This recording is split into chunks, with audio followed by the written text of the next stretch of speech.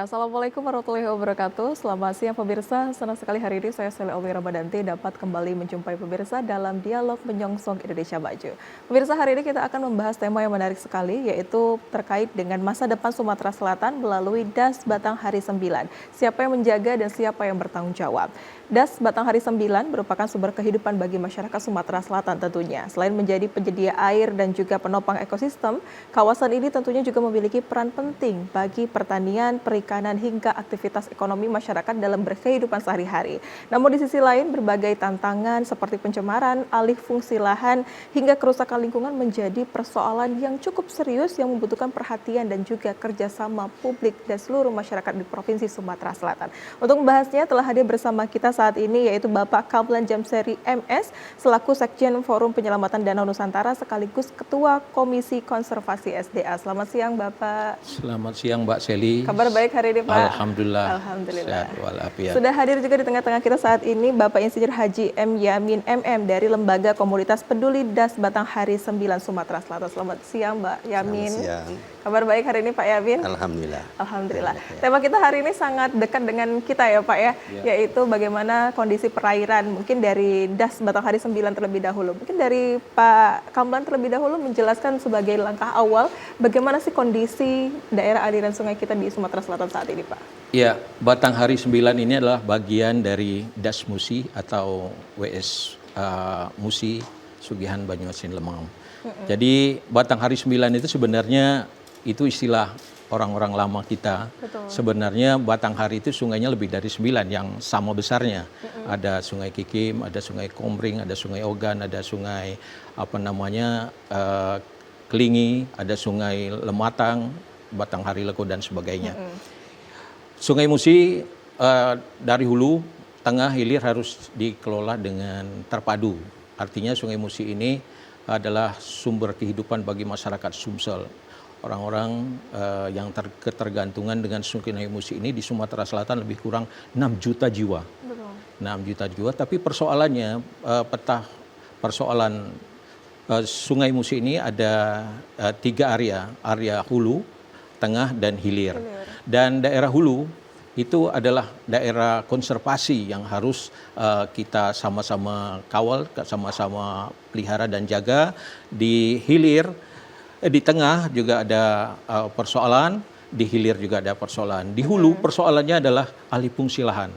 Alih fungsi lahan yang masif, adanya terjadi penggundulan hutan, adanya perkebunan di lereng-lereng yang tidak sesuai dengan budidaya untuk budidaya pertanian, tetap masyarakat membukanya sehingga terjadi erosi yang luar biasa, sehingga di sungai-sungai kita dari 9 Batanghari lebih ini terjadi pendangkalan dan dikirim ke hilir, ke tengah, ke hilir, akhirnya palung sungai tidak mampu lagi menerima debit air. Ketika hujan banjir, ketika musim kemarau kita kekeringan.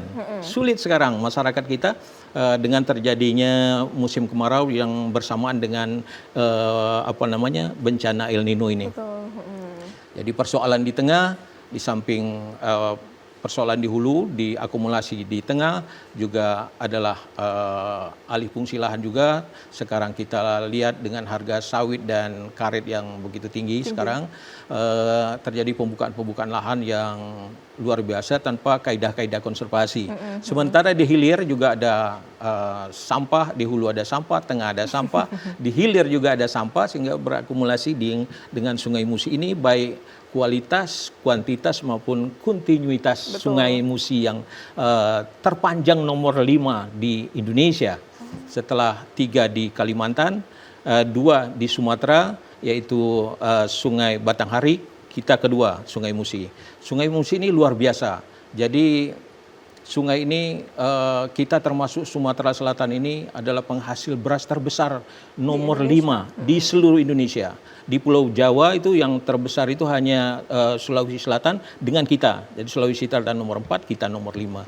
Secara ekonomi kita alhamdulillah dengan adanya Sungai Musi ini bisa memproduksi lebih 2 juta ton beras, dan kalau dikonversi dengan harga 13.000 rata-rata per tahunnya kita dapat penghasilan Sumatera Selatan 27 triliun. Bayangkan Mbak Seli, luar biasa. Inilah karunia Allah yang diberikan untuk Sumatera Selatan ini. Betul, begitu besarnya sumber daya alam kita juga Pak ya, Iya, luar biasa. betul. Mungkin saya ke Pak Yamin. Dari yang dijelaskan Bapak tadi, di samping banyak sekali konservatif bagaimana kita menjaga sungai di Sumatera Selatan ini Pak, sebetulnya untuk daerah aliran sungai Batanghari 9 itu bagaimana masyarakat memanfaatkan itu? Apa fungsi utama yang dimanfaatkan masyarakat dari Das Batanghari 9 ini Pak? Wilayah sungai atau WS Musi ini yang terkenal Batanghari 9 itu Pak ya, sebenarnya sebagai urat nadi perekonomian ya. Iya, pertama itu ya. Yang kemudian sebagai sumber air baku. Jadi sumber air baku, air pump itu bersumber di sungai. Sungai. Nah, itu yang kita sangat perhatiin sekarang ini. Karena apa? Air baku ini kan ada standarnya. Ada standar SNI-nya. Ya. Nah, standar kelayakan bahwa itu untuk bisa diminum. Nah, yang jadi pertanyaan ini dari hulu sampai ke hilir ini jadi kotak sampah ya. Jadi kotak sampah masyarakat yang tinggal di bantaran-bantaran sungai. Betul. Nah, itu. Nah, yang sedangkan sumber pencemaran sungai itu kalau kita klasifikasikan kan ada di pertambangan, ada di perkebunan. Ya, ada di industri, ada di industri pabrik-pabrik ya, ada di rumah tangga, dari domestik. Nah, 70% sampah itu di rumah tangga. Karena apa? Sampah plastik. Karena standar Bank Dunia itu 0,7, satu kepala itu 0,7 kg per hari. Per hari. Itu Sampah. sampah. Tinggal kalikan aja jumlah penduduk berapa. Nah, sekarang ini lihat aja di indikatornya. Indikatornya itu ada namanya biological oxygen demand. Jadi oksigen yang menguraikan organik. Nah, kalau itu semakin tinggi, ini ya penguraiannya oleh bakteri ya, sampah organik itu semakin berat pencemarannya. Ada lagi COD, chemical oxygen demand. Nah, itu yang mengoksidasi bahan-bahan kimia. Ya, itu tidak hilang, apalagi logam berat, TSS. Jadi total suspended solid. Nah, itu termasuk misalnya bawaan batu bara, lumpur. Nah, itu masih bisa disaring ininya itu. Nah, 3 faktor ini yang menyebabkan parameter untuk air baku. Itunya itu. Nah, sedangkan sumber air baku kita nggak jauh-jauh ya, Tirta Musi aja di Palembang ini, di Gandus itu, berdasarkan ekspedisi Sungai Nusantara yang berdasarkan penelitian dia, itu tercemar berat. Gandus sampai ke Kombring di wilayah Palembang aja itu. Ini itu. Nah, ini yang jadi PR kita. Itu yang jadi PR kita.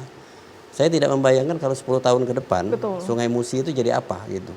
Karena bawaan tambang, bawaan bahan kimia, perkebunan itu bukan tidak terpikirkan bahwa pelaku perkebunan itu dia menyemprot rumput dengan herbisida, dengan bahan kimia. Begitu hujan tuh ini mengalir ke sungai. Nah, mengalir ke sungai jelas itu tercemar, ya? Ini ya tercemar sungainya. Nah, ini yang siapa yang harus bertanggung jawab? Nah, sedangkan pemerintah regulasinya sudah ada dari Menteri KLH, dari Menkes, urusan standar SNI untuk air minum gitu ya. Nah, sedangkan itu secara fisik pengelolaan sungai itu sendiri dari Kementerian PU. Nah, pencemaran itu dinas LH. Nah, ini yang harus sebenarnya jangan menunggu dari pusat. Daerah itu harus punya planning ya. Iya. Saya membayangkan harus punya tim yang solid. Jadi ada tim satgas. Tim satgas dikepalai oleh gubernur setiap bupati yang ada dilalui sungai, dan dia harus berbuat. Ya, dan berbuat itu bukan hanya rapat, harus turun ke lapangan. langsung. Kalau rapat, ya sudah hasilnya juga rapat, hasilnya cuma kertas. Ini yang kita ini. Nah, zamannya si Harno Joyo, kita juga sudah menginisiasi ya, yang kegiatan di Sungai Sekanak Lembedaru ya. Iya, betul. Nah, sudah itu ada KPS namanya, Komunitas Peduli Sungai. Nah, itu ada. Nah, sekarang agak melempem kayaknya ini. Ininya. Nah, sebenarnya yang lebih penting lagi itu mengedukasi masyarakat. Betul. Nah, mengedukasi masyarakat itu, saya mengharapkan itu dari sekolah-sekolah. Ditumbuhkan dari sekolah-sekolah. Sebab kalau misalnya anak SD kita didik, orang tuanya mau buang sampah, anaknya buang, "Pah, jangan dibuang sampah ini." Nah, di situ ininya. Artinya bukan hanya di sekolah, di majelis taklim, ya, harus keroyokan gitu. Dan setiap RT harus punya kepedulian ini. Karena kita lihat aja kan ini. Saya pernah ke Minahasa. Di setengah kota itu sungainya itu ikan pun kelihatan itu. Jadi saya tanya ini di Minahasa itu, "Pak, ini gimana, Pak?" Nah, edukasinya ini di gereja, karena mayoritas ini ya Kristen ya. Jadi mengedukasinya itu di gereja-gereja bahwa masyarakat itu sadar betul sampah itu jangan dimasukkan ke sungai. Ini. Nah, ini yang jadi PR kita. Siapa yang bertanggung jawab itu? Yang bertanggung jawab sebenarnya pelaku pembuang sampah. Dan kita juga Pak tentunya ya. Iya, jadi punya pabrik, yang punya industri, yang punya perkebunan, yang punya rumah tangga. Ya, rumah tangganya itu ya ini tadi. Dia harus dari rumah ya. Betul. Dari rumah dia memilah-milah sampah misalnya. Ya sekarang alhamdulillah lah ada bank sampah ya. Ada bank sampah itu sebenarnya untuk mengedukasi masyarakat. Nah, sudah tercermin di Banyumas ya Pak Kamlan ya. Iya, betul. Nah, di Banyumas kan luar biasa kan. Malah itu menghasilkan ekonomi. Ini itu. Nah, kita mengharapkan Palembang itu seperti itu. Mencontoh gitu. ya Pak ya. Iya, kira-kira Jadi gitu. balik lagi tentunya dalam menjaga sungai itu tanggung jawab kita semua Pak ya Oh sebagai iya, masyarakat tanggung jawab ya. kita semua, sedangkan pemerintah itu punya regulasi. Betul. Ya, jadi punya regulasi. Nah, punya regulasi itu tentunya ada yang pelaku untuk menjalankannya. Ada sanksi dan punishment ya. Contohnya perusahaan. Misalnya perusahaan itu zero pencemaran, dia harus dibikin reward. Pajaknya atau apanya. Apa? Iya. Sanksinya apa? Iya, karena siapa ini di mulut-mulut kan namanya IPAL itu kan mahal. Pengelolaan sampah limbah itu kan mahal sekali. Ya. Sekarang perusahaan ini kadang-kadang daripada dia bikin IPAL lebih baik buang ke sungai tapi didenda. Betul. Nah ini yang permasalahannya. Yang harus diganti juga pemikirannya Pak. Mungkin setelah ini saya akan bertanya mengenai daerah-daerah mana saja Pak, mungkin sungai-sungai yang paling parah di Sumatera Selatan yang harus kita benahi, atau mungkin daerah-daerah yang sudah baik Pak sungainya di Sumatera Selatan dan harus dijaga. Tapi kita akan membahasnya setelah jeda berikut Bapak, tetaplah bersama kami pemirsa.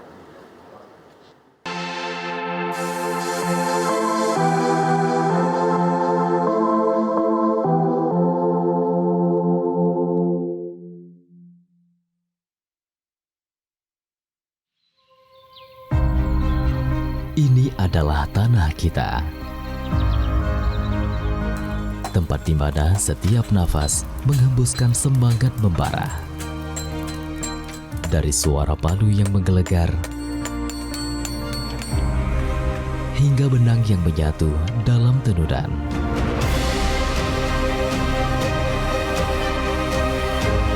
Semangat yang tak pernah padam adalah simbol dari harapan.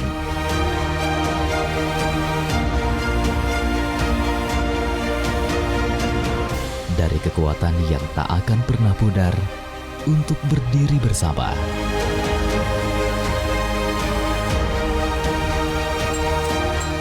Sebagai satu bangsa yang tak terpisahkan.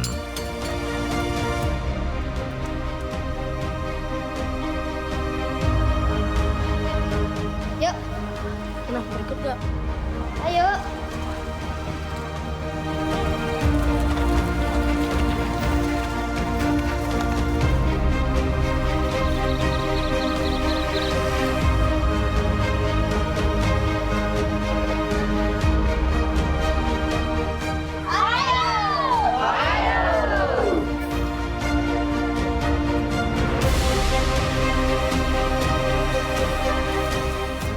bawah langit yang sama, kita bersatu. Tak ada yang lebih kuat dari kebersamaan. Kita adalah satu. Kepada bendera merah putih, hormat! Gerak!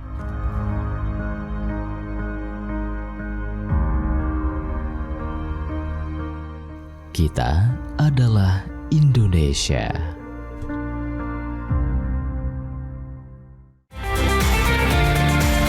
Sebagai lembaga penyiaran publik, TVRI Sumatera Selatan menjunjung tinggi sinergisitas menuju TV kelas dunia, menciptakan Indonesia cerdas, menyongsong Indonesia maju. TVRI Sumatera Selatan bertekad menjadi TV publik, mampu menjembatani kepentingan masyarakat dan pemerintah.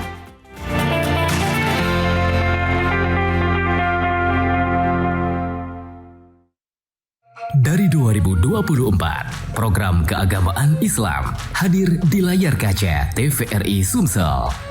Awali hari dengan live cawisan Ba'da Subuh. Seseorang di antara kamu orang yang beriman dan orang yang berilmu pengetahuan. Live sholat Jumat dan khutbah penuh hikmah. Peringatan Hari Besar Islam yang syarat nilai kebersamaan.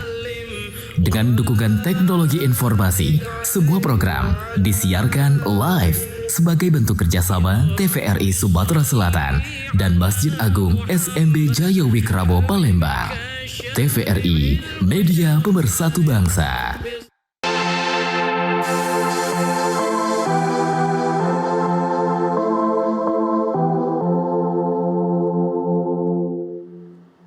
Ya, terima kasih pemirsa, Anda masih bersama kami dalam dialog menyongsong Indonesia Maju, dan kini kita akan melanjutkan perbincangan kita.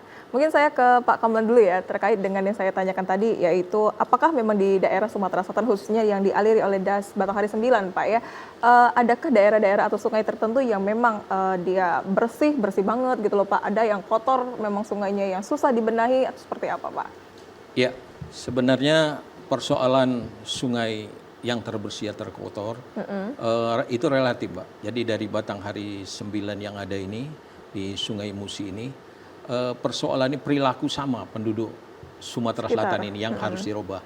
Selagi pengelolaan sampah kita belum baik, karena belum sampai 40% sampah yang ada di Indonesia ini, sampah ada di Sumatera Selatan dikelola dengan memadai. Ya. Jadi selagi masyarakat belum sadar dan mengolah sampah, tidak membuang sampah ke aliran sungai atau menjadikan sungai tempat pembuangan sampah terpanjang, ini sungai itu kan terhubung satu sama lain. Betul. Ketemunya di Palembang, Sungai Musi. Jadi sungai ini dari Musirawas ada Sungai Lakitan, ada Sungai Sungai Lakitan, Sungai Kelingi, ada juga dari Muara Enim, ada Sungai Lematang, ada Sungai Enim, di Batu Raja ada Sungai Sungai Ogan, di Oku Selatan, Oku Timur ada Sungai Komring. Nah ini semua masyarakat kita sama, belum ada kesadaran untuk memilah sampah, masih membuang sampah ke sungai. Sehingga sulit. Yang terakumulasi dari area persoalan Sungai Musi ini di hulu, tengah, dan hilir terakumulasi di Palembang. Yang terkotor itu sebenarnya di hilir ini, Sungai Musi ini. Kalau di betul. Kalau di hulu misalnya Sungai Komring itu masalah kualitas mungkin masih lebih baik karena masih daerah hulu. Betul. Di Kelingi juga masih lebih baik, masih ada tutupan hutan dan sebagainya. Batu-batuan masih ada di sana. Sedimentasi masih berkurang, manusianya belum terlalu banyak. Kan manusia ini dengan adanya urbanisasi ini, seluruh daerah itu masuk ke Palembang untuk mencari memperbaiki ekonomi, mencari lowongan kerja dan sebagainya. Sehingga dengan ekonomi masyarakat yang masih minim atau rendah ini, tentu standar kehidupannya masih masih rendah juga. Betul. Sehingga membuang sampah. Lihat Sungai Bendung itu sampahnya luar biasa, ada kasur, ada kursi dan sebagainya. Siapa yang jaga? Ya malam hari dibuang oleh masyarakat. Mungkin bukan masyarakat situ aja karena ada jembatan. Betul. Malam hari dibuang. Nah ini semua tanggung jawab kita, tanggung jawab seluruh penduduk Sumatera Selatan ini kalau tidak jaga, ke depan kita akan semakin sulit mengolah sumber air bersih untuk kebutuhan kita. Karena sumber air bersih ini semakin hari semakin banyak, masyarakat bertambah, penduduk banyak, industri akan berkembang. Kalau tidak sekarang kita mulai, kapan lagi? Kalau bukan kita, siapa lagi? Itu, Mbak. Jadi investasi jangka panjang juga ya, Pak. Jangka panjang ini harus merubah masyarakat kita, dididik dari pendidikan dini. Ini tantangan bagi dunia pendidikan, tantangan bagi seluruh pemangku kepentingan masyarakat Indonesia dan program kita. Dan prioritas kita memang sekarang adalah konservasi sumber daya air, baik di hulu, di tengah, dan hilir. Konservasi ini bisa sipil teknis, bisa konservasi vegetasi. Kalau di hulu bisa kita tanam pohon, di hilir, di tengah bisa tanam pohon untuk meresapkan air, menginfiltrasi air ke dalam tanah sebagai simpanan supaya ketika hujan tidak banjir, ketika musim kemarau debitnya masih normal gitu. Dan kontinuitas. Sementara industri juga harus tahu bahwa kita ini, alam kita harus kita jaga supaya alam juga menjaga kita. Ada tebar, ada tuai alam. Jadi kalau kita menjaga alam, kita dijaga alam. Betul. Baik. Mungkin saya ke Pak Yamin ya, terkait dengan yang sudah dibahas oleh Pak Kapol tadi, terkait bagaimana sungai itu kita jaga dan lain sebagainya, bagaimana penyebabnya juga sampai sungai itu bisa tersumbat dan kotor, Pak. Mungkin sebetulnya dari Sungai Musi ini sendiri yang paling dekat dengan kita saat ini, Pak, itu apakah memang warnanya yang kuning, Pak? Itu biasanya ditanyakan oleh masyarakat juga, Pak, ya, apakah memang warnanya kuning atau memang sudah tercemar, Pak, Sungai Musi kita ini, Pak? Itu indikator ya. Jadi kuning itu indikator sungai itu keruh ya. Nah, keruh itu akibat partikel. Jadi partikel itu dari hulu. Ya, dari hulu hanyut dia. Ya, dari hulu ini itu jelas dari bawaan erosi. Contohnya yang orang buka tambang. Nah, buka tambang itu jelas dia mengupas lahan itu, dia terbawa oleh partikel-partikel topsoil tanah tadi. Termasuk ikutannya batu bara. Ya. Sudah itu perkebunan, dia membuka alih fungsi lahan. Kalau hutan itu kan menahan air tadi kan ya. Kenapa tidak dia konservasi yang paling efektif itu ialah ini hutan. Itu. Nah, begitu dibuka beda dengan hutan dengan kebun. Kalau hutan itu semuanya heterogen ya. Jadi kayu itu berbagai macam jenis, ada yang besar, ada yang kecil. Nah, ini fungsinya ini menahan. Begitu hujan jatuh dari yang besar, itu yang kecil ini menopang kan, baru jatuh ke tanah, baru diserap oleh ditahan oleh akar. Tapi begitu dibuka hutan ini dibuka jadi lahan sawit, Nah, ini kan lahan jadi gundul kan, begitu hujan langsung erosi. Karena sawit itu begitu 4 tahun baru terjadi terjadinya besar ya. Banjir besar. Ini itu. Nah, ini memang mengakibatkan salah satu penyumbang air itu jadi keruh. Indikatornya itu. Itu namanya total suspended solid. Nah, itu partikel-partikel itu. Itu termasuk yang mikroplastik. Nah, itu yang paling bahaya itu mikroplastik. Jadi berdasarkan ekspedisi Sungai Nusantara, sungai ini yang sudah tercemar ikan lokal yang tercemar itu seluang, lampam. Itu diambil dari gandus, sampelnya itu dengan mancing sama Sungai Kumbring. Itu sudah tercemar mikroplastik. Jadi mikroplastik itu tidak terlihat dengan mata kan? Ya, dia sudah masuk ke badan ikan. Nah, itu yang berdampak terhadap kesehatan. Kesehatan juga. Nah, apalagi misalnya yang limbah organik yang tercemar. Nah, limbah organik itu yang adanya bakteri, E. coli misalnya. Ada limbah kimia. Nah, limbah kimia ini kalau misalnya semakin banyak limbah kimia, oksigen di air itu untuk mengoksidasi, menetralkan bahan kimia itu susah. Nah, akibatnya produksi PAM Tirta Musi itu memulai biaya yang tinggi. Karena dia memproduksi untuk jadi air bersih itu memulai biaya yang tinggi. Prosesnya. dari proses kapori, proses tawas, perjernihan, penyaringan. Nah, sehingga itu layak untuk bisa diminum. Betul. Nah, itu sangat berdampak sekali ini. Nah, ini yang apa? Yang coba kita lihat kalau air kita di rumah kita 3 hari aja nggak dikuras bak itu debu semua, Betul. lumpur semua. Nah, ini yang harus kita sadar itu ya. Jadi bukan hanya tanggung jawab pemerintah. Sebenarnya kalau di Palembang itu 70% itu 5 domestik rumah tangga. Yaitu.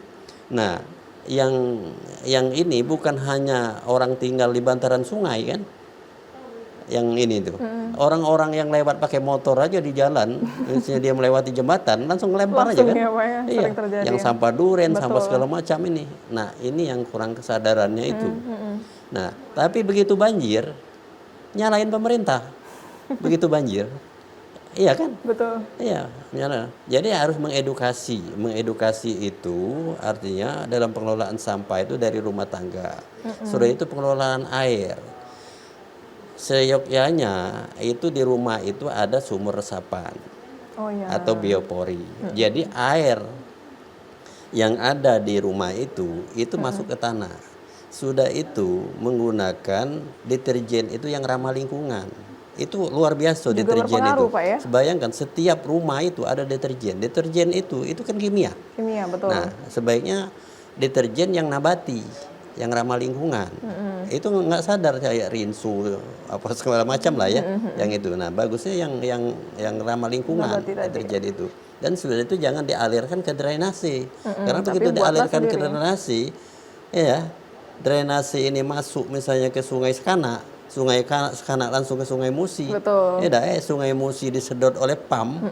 Ya kita Balik juga lagi ke situ. balik sirkulasinya seperti itu. Iya, kira-kira. benar. Itu tadi seperti yang sudah dijelaskan oleh Pak Yamin tadi, memang apa yang sudah kita lakukan tadi Pak Kamal ya, itulah yang kita dapatkan juga, apa yang sudah kita tuai itu yang kita dapatkan ya. Jadi marilah bersama-sama apa kita perbuatkan, mungkin kita jaga sungai itu dari diri kita sendiri, dari lingkungan rumah kita, sampai nanti kita akan mendapatkan hal yang juga baik untuk diri kita sendiri. Mungkin makanan yang kita konsumsi juga akan baik, dan air yang kita dapatkan juga akan bersih dan lain sebagainya. Mungkin setelah ini saya akan bertanya mengenai apa saja Pak mungkin komunitas kita yang sudah kita lakukan dalam akhir-akhir ini, bagaimana kita menjaga atau mengajak masyarakat yang sudah kita lakukan bersama pemerintah atau kolaborasinya seperti apa, tapi kita akan jeda terlebih dahulu. Pemirsa tetaplah bersama kami.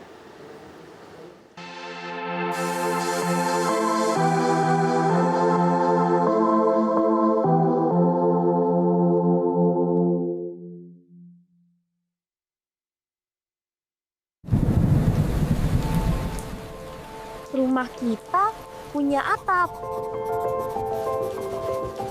biar hujan gak masuk. Kata ibu, bumi juga punya atap. Hutan yang berfungsi nahan air dan nyimpen pelan-pelan. Kalau atapnya rusak, bocor lagi. Pak, Papa atap teras bocor nih.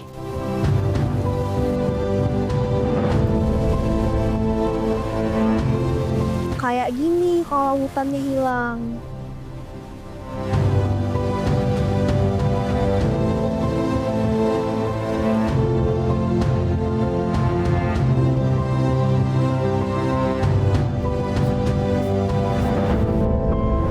Tapi kita bisa benerin atap bumi kok.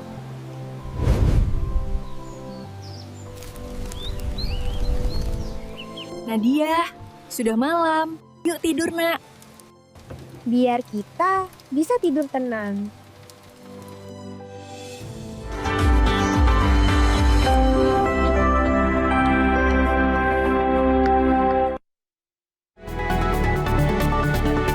Informasi terbaru lengkap dan terpercaya setiap hari melalui program Berita Sumatera Selatan hari ini.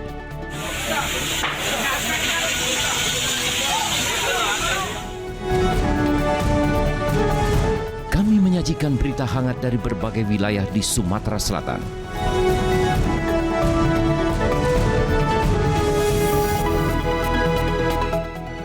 Kebakaran lahan dan kebun dengan kobaran api yang cukup besar membakar kebun milik warga. dikemas secara tajam dan berimbang.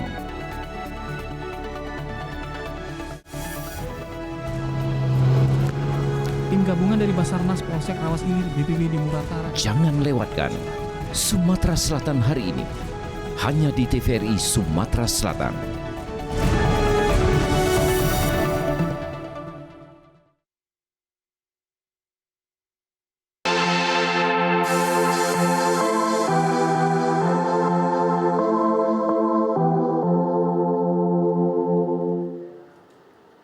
Ya, terima kasih pemirsa, Anda masih bersama kami dalam Dialog Menyongsong Indonesia Maju, dan kini kita akan melanjutkan perbincangan kita. Ya, seperti yang sudah ditanyakan sebelum Pak, terkait dengan apa peran komunitas kita di lingkungan dalam menjaga daerah aliran sungai, dan juga program apa saja yang sudah mungkin kita lakukan sebelumnya berkolaborasi dengan masyarakat dan juga pemerintah setempat. Mungkin Pak, dari Pak Hamlan dulu. Ya, kami dari NGO ini adalah pertama menginisiasi pembentukan komunitas. Kita adalah counterpart dari Balai Besar Wilayah Sungai Sumatera Selatan, dan kita tergabung dalam wadah koordinasi antar kabupaten, antar provinsi, 4 provinsi yang terkait ini. Kita tiap kabupaten yang belum ada komunitasnya kita bentuk. Dan ada Gerakan Nasional Kemitraan Penyelamatan Air. Ini di era Pak SBY, ini dalam rangka penyelamatan air, menggabungkan antara instansi pemerintah, para pemangku kepentingan, dan program-program yang terkait dengan penyelamatan air ini. Kita dalam hal ini, komunitas-komunitas ini adalah untuk menyadarkan masyarakat yang tidak ada hambatan psikologis dengan masyarakat. Jadi kita dari masyarakat untuk masyarakat. Kita mengedukasi masyarakat dalam hal ini tentang sampah. Jadi percuma kita membersihkan di hilirnya saja, Sungai Musi ini, di hilirnya misalnya. Karena Sungai Musi itu terbentang dari hulu, yang namanya Sungai Musi itu ada di Desa Kayu Manis, Kecamatan Selupu Rejang, Kabupaten Rejang Lebong. Bayangkan dari jauh sana. Di sana kita mengedukasi penanaman pohon untuk meresapkan air tadi adalah pendekatan non struktural untuk konservasi vegetasi namanya. Jadi pohon itu berguna sekali, di samping memproduksi oksigen juga menyerapkan air. Jadi air itu bisa 1000 galon per tahun dalam menangkap air hujan, diserapkan ketika umur pohon, terutama hasil penelitian terem besi, Mbak. Terem besi itu bisa menyerapkan air begitu banyak ke dalam tanah. Itu kita penanaman pohon di hulu sudah kita laksanakan, di Lakitan sudah pernah, di Karangpanggung namanya, bersama Gerakan Nasional Kemitraan Penyelamatan Air. Di hulu di bagian selatan Sungai Musi, yaitu daerah Komering, di hulunya Danau Ranau ada sungai Warkuk Ranau Selatan. Kita sudah tanam tanaman pohon-pohon kayu, baik kayu untuk keperluan industri dan kayuan alami yang kita tanam di sana. Setelah itu kita mengadakan edukasi ke masyarakat. Setidaknya kita memprovokasi dalam tanda petik, tidak membuang sampah ke sungai. Kita ikut menjaga, setidaknya kita tidak merusak. Kalau tidak dapat memperbaiki, minimal mengingatkan dengan teman-teman kita warga Sumatera Selatan yang belum sadar. Dan kita ada kegiatan-kegiatan komunitas pertemuan baru-baru ini dalam rangka Hari Sungai Nasional. Kita ada peringatan, ada kongres sungai di Mojokerto, tepatnya di daerah wisata Trawas. Itu ada Menteri Lingkungan Hidup hadir langsung. Dia lebih banyak mendiskusi, mendengarkan. Nah, kebanyakan selama ini lebih banyak pemerintah yang berbicara programnya, tapi tidak mendengarkan masyarakat. Jadi nggak nyambung. Jadi nggak nyambung ini. Jadi memang harus bottom up, jangan hanya top down program itu. Jadi harus mendengarkan masyarakat. Masyarakat ini harus didengar keluhannya. Orang membuang sampah itu sebenarnya bukan hanya salah masyarakat, sebenarnya fasilitas infrastruktur yang kurang. Untuk mengangkat sampah di sungai itu kadang-kadang di dalam instansi OPD di kabupaten kota ini aja bertentangan. Kalau dari sungai itu orang lingkungan hidup nggak mau, itu bukan tupoksi kami. Iya. Sementara itu tupoksi orang SDA di Dinas PU dan sebagainya. Ini persoalan-persoalan. Sebenarnya inilah tugas gubernur, tugas wali kota dan bupati untuk memberikan melahirkan regulator, peraturan, memberikan sanksi yang tegas apabila gubernur, bupati, wali kota ikut memberikan contoh. Sekarang contoh yang sulit itu. Contoh untuk membersihkan lingkungannya, untuk membersihkan kantornya dan sebagainya, untuk menanam pohon, misalnya biasa nanam pohon seperti dulu wali kota Surabaya, setiap tanaman pohon nggak bisa boleh ditebang, harus izin wali kota. Ini yang harus kita contoh menginspirasi kita sebenarnya. Itu Mbak. Jadi kita di TKPSDA wilayah Sungai Musi, Sugihan Banyuasin Lemau membentuk TKPSDA dengan SK Gubernur juga sudah dibentuk ketika kita bersama-sama di Lambidaru, Sekanak Lambidaru kemarin di waktu peresmian restorasi Sungai Sekanak. Sekanak ya, sudah dilakukan Pak ya? Sudah dilakukan. Dan terus nanti akan berlanjut juga Pak ya, Insya mengajak Allah. seluruh masyarakat Jadi, untuk menjaga sungai. Kita minimal tidak membuang sampah itu anunya. Masyarakat kita harus kita edukasi terus, dan kita rangkul juga. Dan alhamdulillah TPRI sudah mengundang beberapa penggiat ini perlu Jadi sekali. ruang, betul. Karena ini memberikan kesadaran, memberikan pemahaman bahwa air ini bukan hanya pemerintah yang bertanggung jawab menyelamatkan, tapi adalah kita semuanya. Kita berkepentingan. Tidak ada makhluk di dunia ini yang tidak berkepentingan dengan air, Mbak Seli. Betul, betul. Nah, mungkin saya ke Pak Yamin. Tadi terkait dengan apa yang sudah dilakukan oleh para kolaborator dari pemerintah, masyarakat, dan juga dari pemerhati lingkungan dan lain sebagainya, Pak ya. Kalau dari Pak Yamin sendiri, menurut Pak Yamin, untuk masyarakat sendiri, apa kebiasaan sederhana yang mungkin dari hal kecil yang harus dilakukan oleh masyarakat di rumah, Pak, untuk menjaga aliran sungai ini sendiri, Pak? Artinya harus mengedukasi masyarakat ini dari rumah tangga. Betul. Dari rumah tangga dia harus memilah sampah. Mana sampah organik, mana sampah yang anorganik. Ya.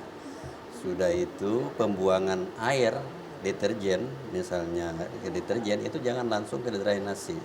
Jadi harus ada septic tank atau biopori, sehingga air itu tidak mengalir ke sungai. Betul. Karena begitu dialirkan ke drainase, otomatis dia masuknya ke sungai. Nah, sedangkan sungai ini menampung semuanya. Nah, itu yang air ya. Jadi sampah itu bukan hanya sampah padat. Jadi sampah air juga ada. Seperti misalnya oli bekas. Oh iya. Nah, oli bekas jangan dibuang itu. Itu bahaya sekali itu. Jadi harus diapain Pak kalau ada itu? Itu kimia itu kan ya. Betul. Nah, artinya dia harus ditampung ya, nah, kan jangan dibuang ya, ditampung. Itu kan ada pengolahan ulang ya. Ini itu jangan ditampung. Khusus ya. Iya, termasuk minyak jelantah. Minyak jelantah itu karena yang namanya minyak itu begitu kayak air itu berpisah. Betul, gitu. tidak menyatu. Itu jadi limbah air. Nah, diharapkan dari rumah tangga itu berkomunal lagi ke RT. Nah, ini harus dikoordinasikan benar gitu ya. Karena apa? Sekarang ini kan begitu sampah itu terangkut. Sekarang sampah ini kan digunakan jadi ini kan ada pembangkit listrik tenaga sampah. Betul. Sekarang di Keramasan ya. Ini yang lagi digunakan, yang lagi dibangun itu. Nah, itu sampah-sampah ini dipilah. Mana yang sampah organik, mana sampah yang anorganik. Nah, itu kan jadi pembangkit listrik ini ya. Jadi pembangkit listrik ada menghasilkan gas metan ininya itunya itu. Nah, jadi sampah ini kalau ada negara mana itu malah beli sampah dia. Ya, betul Pak. Ya, beli sampah karena itu sebagai bahan baku untuk pembangkit listrik. Betul. Nah, ini yang harus sadar. Nah, tapi pemerintah kan sudah menginisiasi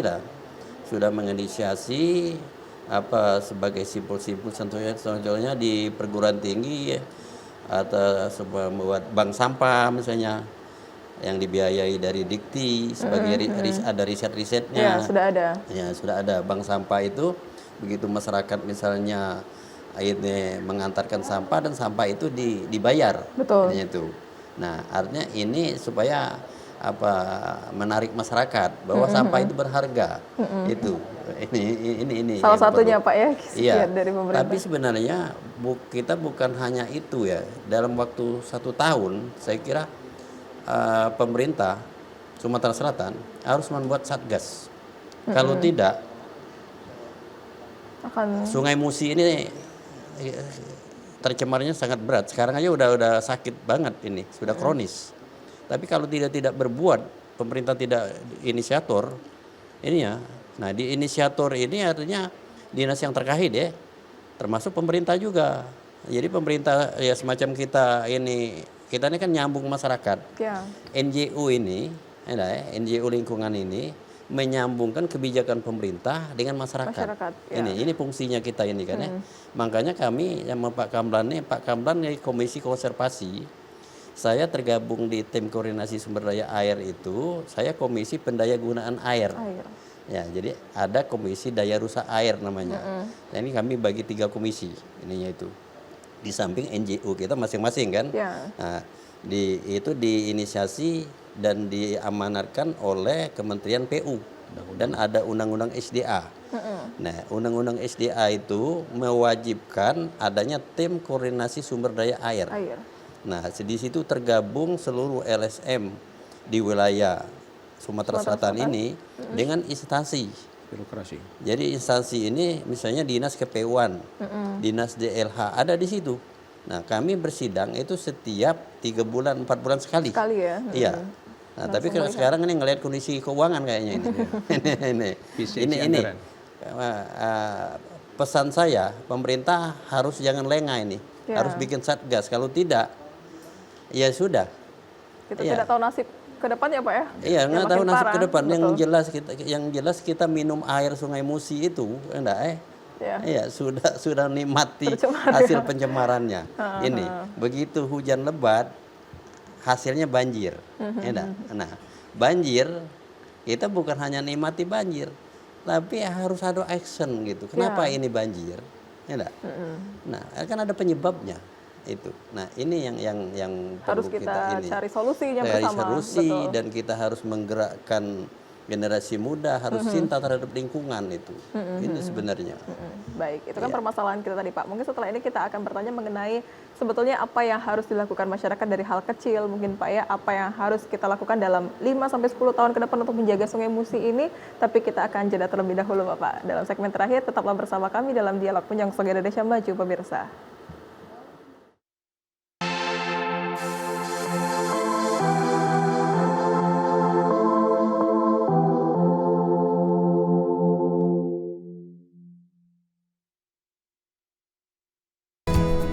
Ketahanan pangan kini menjadi isu yang semakin penting, apalagi di tengah tantangan perubahan iklim, krisis global, dan dinamika ekonomi nasional. Melalui Brigade Pangan, semangat ketahanan pangan terus tumbuh. Lewat Brigade Pangan, Indonesia melangkah lebih dekat menuju cita-cita besar. Bangsa yang mandiri, berdaulat, dan sejahtera lewat tangan-tangan petani. Sekolah pertanian yang tak hanya mengajarkan teori, tetapi juga praktik nyata untuk membangun ketahanan pangan dan energi bangsa. Semua informasi ini kami rangkum dalam Zona Tani. Hanya di TVRI Sumatera Selatan. Kabarnya terbaru, lengkap dan terpercaya, langsung dari sumbernya.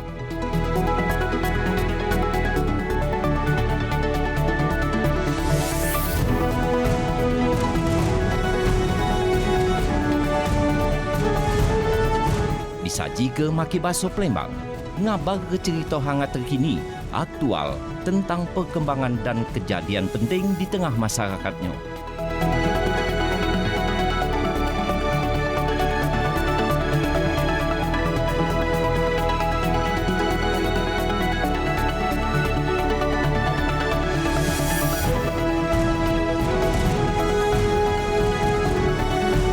Jangan sampai ketinggalan program acara Berita Baso Palembang cuma di TVRI Sumatera Selatan. TVRI, media pemersatu bangsa.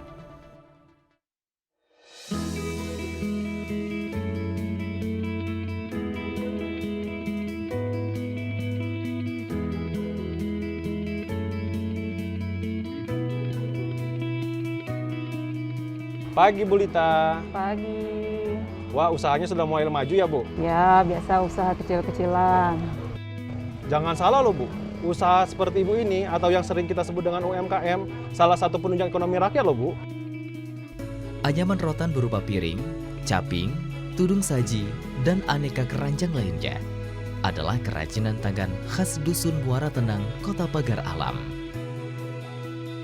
Dan menjadi cenderamata bagi wisatawan yang berkunjung ke kota wisata Pagar Alam. Industri kecil ini ditekuni masyarakat secara turun-temurun. Ada 95 UMKM anyaman rotan yang tersebar. 235 orang tenaga kerja terserap dengan nilai investasi Rp674.300.000. Bu, saya beli ini ya, tolong dibantu hitung, tapi jangan mahal-mahal loh Bu. Katanya Bapak mau membantu UMKM, kok nawar? Namanya juga pembeli, nawar boleh dong Bu.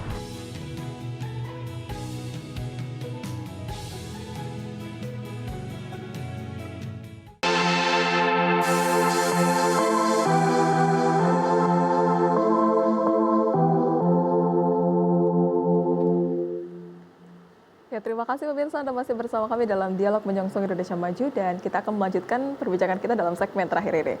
Mungkin saya ke Pak Kamlan terakhir, Pak ya.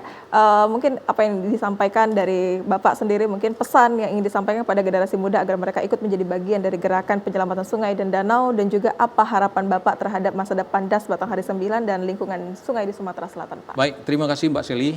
Di akhir pertemuan kita, kami berpesan bahwa mari kita mewariskan mata air kepada anak cucu kita, bukan mewariskan air mata karena krisis air atau kualitas air, kontinuitas air yang tidak mengalir dengan normal, tetapi mari kita konservasi sumber daya air ini. Tanpa air, kehidupan dapat berakhir. Dan mari kita patuh dengan aturan. Kita ada aturan dari agama kita bahwa kebersihan adalah pangkal dari iman, pangkal salah satu bagian dari iman. Betul. Kebersihan. Jadi sungai kita harus bersih, lingkungan kita harus bersih, jangan membuang sampah ke sungai, dan kepatuhan kita, kita semuanya ada aturan, ada regulasi, sudah banyak. Kalau ditumpuk-tumpuk sudah sampai ke langit Mbak sekarang ini. Kita ada Undang-Undang Sumber Daya Air nomor 17 tahun 2019. Misalnya di Danau Ranau itu sudah ditetapkan oleh Kementerian PU, sempadan danau. Artinya sempadan ini tujuannya untuk menjaga agar jangan terjadi konflik atau terjadi gangguan antara masyarakat yang tinggal di kawasan danau dengan ekosistem danau. Ya. Jadi kita sudah ditetapkan, tapi tidak sedikit yang masih membangun di sempadan itu. Nah, ini kalau pemerintah membutuhkan yang sudah ditetapkan tapi masih membangun, akan dibongkar seperti yang ada sekarang ini, sudah ada shock terapi.